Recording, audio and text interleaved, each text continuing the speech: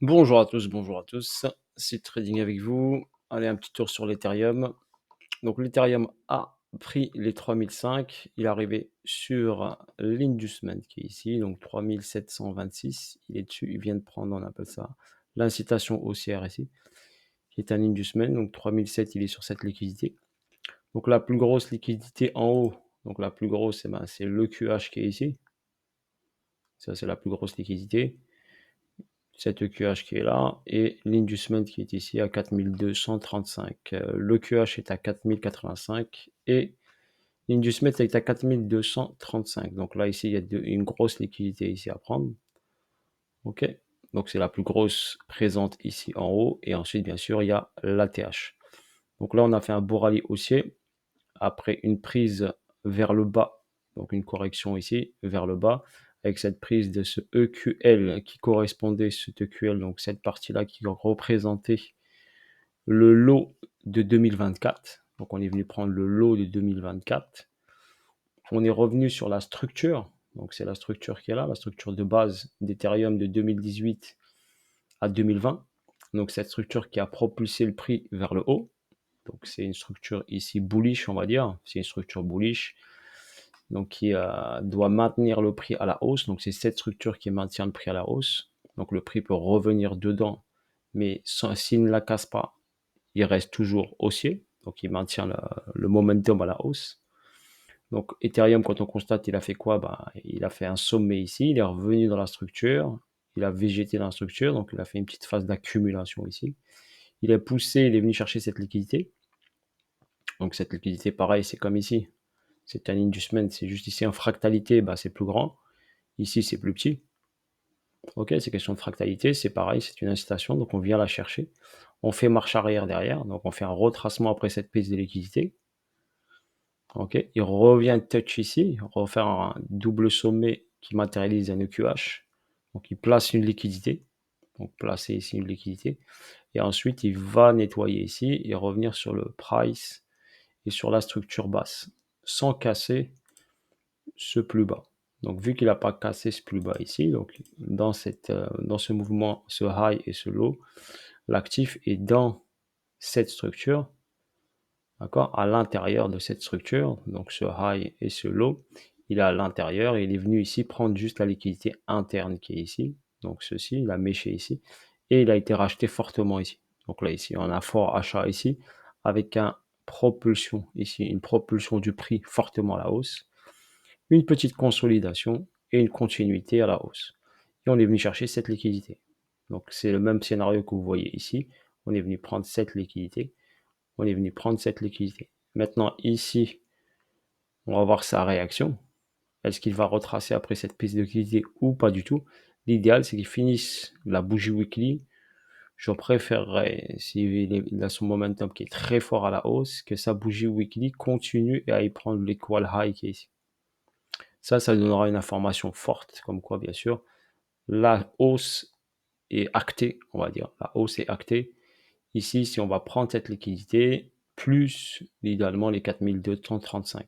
Après, quand cette prise ici, on peut avoir un petit retracement ici, donc un retracement du price. Mais pour l'instant, il est sur cette liquidité, donc on va voir sa réaction ici dès lundi. Est-ce qu'avant l'ouverture des marchés traditionnels, on pousse et on va chercher ici vers le haut? D'accord? Ce serait mieux, on va dire, pour donner le max d'informations. Sinon, il peut prendre cette liquidité, effectuer un petit retracement, mais pour l'instant, ce n'est pas le cas vu les deux grosses bougies impulsives ici. D'accord? Il faut vraiment avoir quelque chose d'intéressant ici. En time plus petite, mais bon, on va pas aller en time plus petite pour l'instant, c'est bleu, bleu, bleu, bleu, bleu, donc c'est impulsif. Donc pour l'instant, première liquidité qui saute, l'idéal ce serait de prendre celle-là.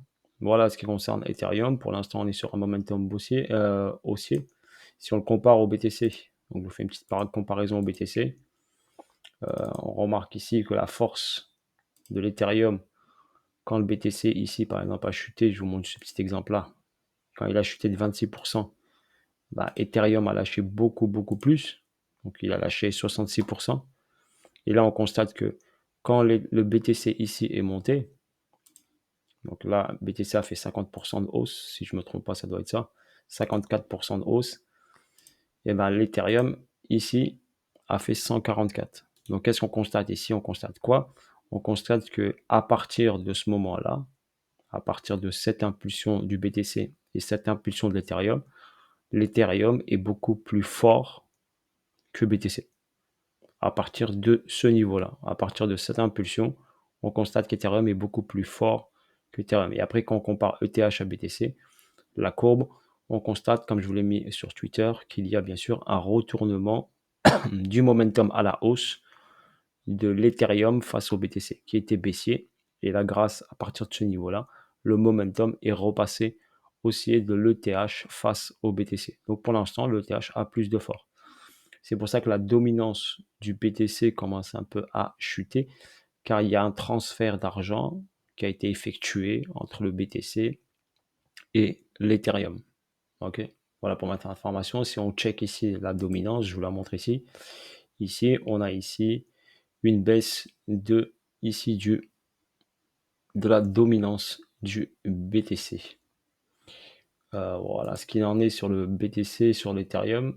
Donc là, on a cette poussée et on va constater, on va voir après les prises de liquidité. Ici sur cette prise qui est importante, qui est l'inducement, et la grosse liquidité qui est au-dessus, le QH à 4085. Voilà, pour l'instant il est bien parti, il est sur un momentum haussier, donc pour l'instant pas de signe de baisse, force par rapport au BTC, BTC peut ranger, BTC peut VGT, retracer. Voilà, on n'oublie pas que le BTC peut faire une A, une B et une C, donc une jambe baissière. Donc peut-être que cette jambe baissière se fera quand Ethereum viendra ici prendre cette liquidité pour faire un petit retracement. D'accord? Parce qu'aller directement jusqu'ici, il y a quand même de la grosse liquidité ici. Donc après, rien n'est impossible. S'il y a une grosse injection d'argent, rien n'est impossible. Mais pour l'instant, je me fierai à cet endroit ici, ok, pour voir comment réagit le price. Sur ce, je vous souhaite à tous un bon week-end et de bonnes vacances. C'était Seed Trading avec vous. On avait vu également que sur l'Ethereum ici, qu'on avait ici une distribution, donc un BC, un ST, un SO. Donc l'idéal, c'était passer au-dessus de ce niveau-là ici, pour ensuite avoir un potentiel retracement vers le bas. Ok, voilà sur ce, bisous à tous, force à vous tous, passez de bonnes vacances. Pour les personnes bien sûr qui veulent s'améliorer en analyse technique, vous avez une adresse email ici. Si bien sûr cela vous intéresse et vous êtes passionné d'analyse technique, vous pouvez laisser ici un message sur cette adresse email et on vous répondra. Allez, je vous dis à bientôt sur de prochaines vidéos. Salut à tous, ciao ciao.